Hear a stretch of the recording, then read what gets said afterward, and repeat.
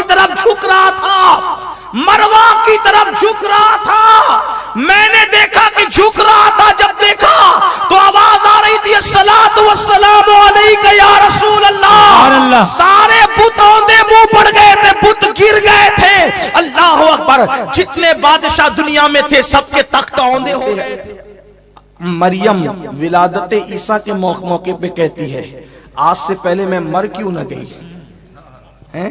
اتنی تکلیف اٹھائی، کہتی ہے آج سے پہلے میں مطلب کہتے ہیں جس دن حضور پیدا ہوئے تو میں نے دیکھا کعبہ جھوم رہا، آمینہ کے گھر کی طرف جھک، سیدہ آمینہ خاتون کہتی ہے مجھے دھیان ہوا کوئی عورت مدد کے لیے ہوتی تو اچھا۔ کئی روایتیں ہیں، دیکھو روایتیں کئی ہوتی ہے، پڑھنا وہی ہوتا ہے جو اپنا ذوق ہوتا ہے، لیکن یہ سب پڑھی ہوئی ہے میرے بھائی سمجھدار، ہاں سب پڑھی ہوئی ہے، پڑھ کے آئے ہیں، یاد کر کے نہیں ہے لیکن پڑھا ضرور ہے۔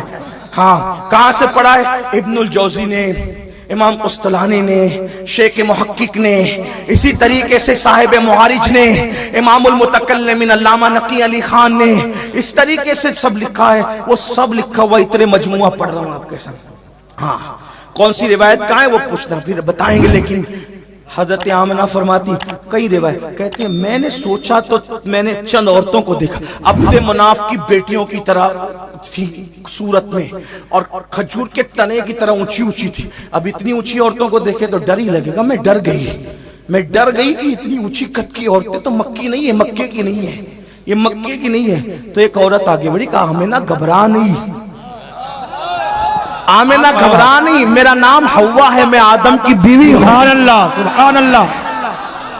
یہ میلاد مصطفیٰ ہے، یہ میلاد مصطفیٰ ہے، میں آدم کی بیوی حوا ہوں۔ دوسری آگے بڑھی، میں آسیہ ہوں فرعون کی بیوی۔ تیسری آگے بڑھی، میں بیٹی عمران کی مریم ہوں عیسیٰ کی امی۔ چوتھی آگے بڑھی، میں امی ہوں اسماعیل کی ابراہیم خلیل کی بیوی۔ آج تیری خدمت کے لیے آئے ہیں کیونکہ تیری گود میں سید العالمین آنے والا۔ سبحان اللہ سبحان اللہ۔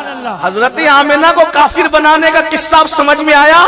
آمینہ کو کافر نہ بنائیں گے تو اہل سنت کا مسلک کھل کے سامنے آ جائے۔ وجہ کیونکہ آمینہ تو کہہ رہی ہے کہ میری مدد کے لیے حوا آئی، ہاجرہ آئی، مریم آئی، تو کیا ہوگا؟ تو پھر آگے بڑھ کے بندہ کہے گا نا یہ تو نبی کی امی کہہ رہی ہے کہ حوا آئی، ہاجرہ آئی، مریم آئی اور اللہ اکبر آسیہ آئی، تو کہا کہ کیا کہے گا؟ آگے بڑھ کر کے سنی تو یہی کہے گا نا، کیا کہے گا؟ یہ کہے گا کہ وہ ولیہ تھی، حوا ولیہ تھی، مریم ولیہ تھی، ہاجرہ ولیہ تھی، آسیہ یہ سب ولیہ تھی نا۔ ہاں جس وقت حضور کی ولادت ہو رہی تھی ان میں سے کوئی زمین کے اوپر زندہ تھی جسمانی طور پہ؟ تو کہا نہیں، سب تو قبروں میں جا چکی تھی، کسی کو جانے 1000 سال، کسی کو 2000 سال، کسی کو 5000 سال۔ تو پھر بات کیا سامنے آئی؟ نبی کی امی کے قول سے یہ سمجھ میں آئی بات کہ جب نبی کی امی کو ضرورت ہوتی ہے تو اللہ کے اذن سے، اللہ کے اذن سے، اللہ کے اذن سے، اللہ کے اذن سے حوا جیسی ولیہ دفن کہیں ہو مکے میں مدد کے لیے آ رہی ہے تو سنی تو بڑا زبان والا ہوتے گا، جب حوا جیسی ولیہ مدد کے لیے آ سکتی ہے تو عبدالقادر جیلانی بھی کسی کی مدد۔ واہ واہ سبحان اللہ۔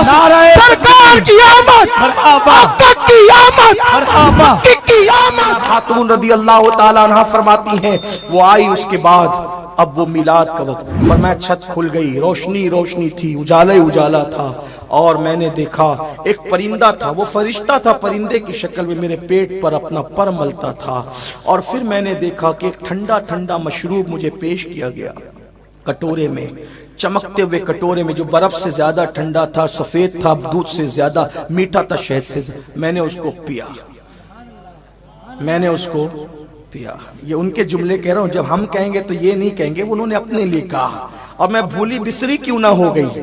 حضرت عیسیٰ بھی شان والے نبی، پوری میلاد اللہ نے ان کی قرآن میں بیان فرمائی، لیکن قربان وہاں عیسیٰ کی امی کہتی ہے میں مر کیوں نہ گئی، اور یہاں میرے آقا کی امی، امی جان، سبحان اللہ سبحان اللہ، امی جان، وقت آ جائے تو خدمت کے لیے توجہ، خدمت کے لیے یہ مقدس خواتین آتی ہیں اور اس کے بعد ٹھنڈا ٹھنڈا میٹھا میٹھا مشروب پلایا جاتا ہے، جس کو اس آپ اپنی زبان میں گجراتی میں شربت کہہ لیں، اردو میں شربت کہہ لیں، حضور کی امی کو پلایا جا رہا ہے۔ فرماتی میں نے اس کو پیا تو میری ساری وحشت، وہ جو سب ماحول تھا نا فرشتوں کا، ساری وحشت میری دور ہو گئی، میری وحشت دور ہوئی، پھر مجھ سے نور چمکا، مجھ سے نور چمکا، اس نور کی روشنی اتنی تھی، توجہ کرو، مجھ سے نور چمکا، اس نور کی روشنی اتنی تھی کہ اس نور کی روشنی میں نے مکے میں بیٹھے بیٹھے ملک شام کے محلات دیکھے۔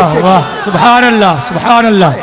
یہ میلاد ہے، اور ہر طرف سے صدا آتی تھی الصلاۃ والسلام علیک یا رسول۔ حضرت عبد المطلب جن کو بھی کافر کہا گیا، ان کا بھی قصہ یہی ہے۔ عبد المطلب کہتے ہیں جس دن حضور پیدا ہوئے تو میں نے دیکھا کعبہ جھوم رہا، آمینہ کے گھر کی طرف جھک رہا، انہوں نے آمینہ کے گھر کا نام لیا، انہوں نے تو کوئے مروہ کا نام لیا، مروہ کی طرف جھک رہا تھا، لیکن مروہ ہی کے پاس حضرت آمینہ کا گھر تھا۔ آگرہ کہو تاج محل کو ایک ہی بات ہے نا، آگرہ کہو تاج محل کو ایک ہی بات ہے، مروہ کی طرف جھک رہا تھا، مروہ کی طرف جھک رہا تھا۔ میں نے دیکھا کہ جھک رہا تھا، جب دیکھا تو آواز آ رہی تھی الصلاۃ والسلام علیک یا رسول اللہ۔ سارے بت اوندے منہ پڑ گئے تھے، بت گر گئے تھے، اللہ اکبر۔ جتنے بادشاہ دنیا میں تھے سب کے تخت اوندے ہو گئے تھے، وہ دن بھر بات نہیں کر سکے جس دن حضور کی ولادت ہوئی۔ تخت اوندے کیوں ہو گئے تھے؟ اس لیے اوندے ہو گئے تھے کہ جو اس کائنات کا سچا بادشاہ ہے اس کا ظہور ہو گیا ہے، اب کسی کی بادشاہت نہیں ہے۔ سبحان اللہ بوتاؤں دے منہ، صبح کا اجالا اور میلاد ہو رہی تو کیسے؟ رات کہتی ہے میرے اندر محبوب، دن کہتا میرے اندر محبوب، اللہ اکبر۔ پھر کیا ہو رہا تھا؟ قدرت اگر رات کو بھیجتی تو دن محروم رہتا، دن کو بھیجتی تو رات، تو اس طریقے سے وقت مقرر کیا گیا، وقت اس طریقے سے مقرر کیا گیا۔